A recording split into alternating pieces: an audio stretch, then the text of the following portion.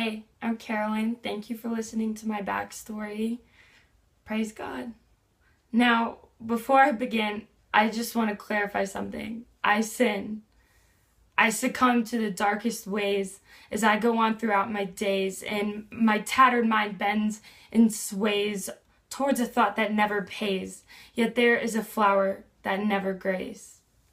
On the third day he rose again. I remember hearing this at a time when all tranquility was overcome with hostility, and prayer was just some words you spoke, and shame weighed down like a heavy yoke. My soul struggled to see through the fog made dense by the intensity of drugs and alcohol. I was convinced my body was the only object I was, so I gave it away to anyone just because. When your mind thinks you're worthless, you won't believe what it does. Yet in a dawn, I saw that my life was an abyss, and I desperately cried out, Lord, you alone can have this. He shined mercy and grace over my every mistake. He said to live is to die, and I didn't want to die fake. God is an infinite light, and in my eyes, he illuminates the urge to let go of endless mistakes, the past, the present, and the future that I know I will surely imitate.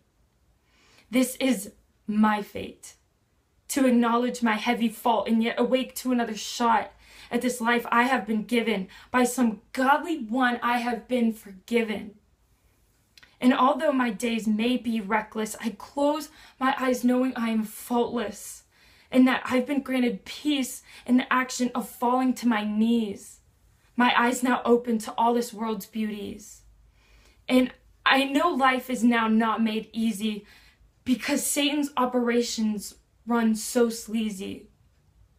And the closer I am to godly achievement, he tiptoes on in and magnifies my weakness. But the Lord holds my hand and says, together we will beat this.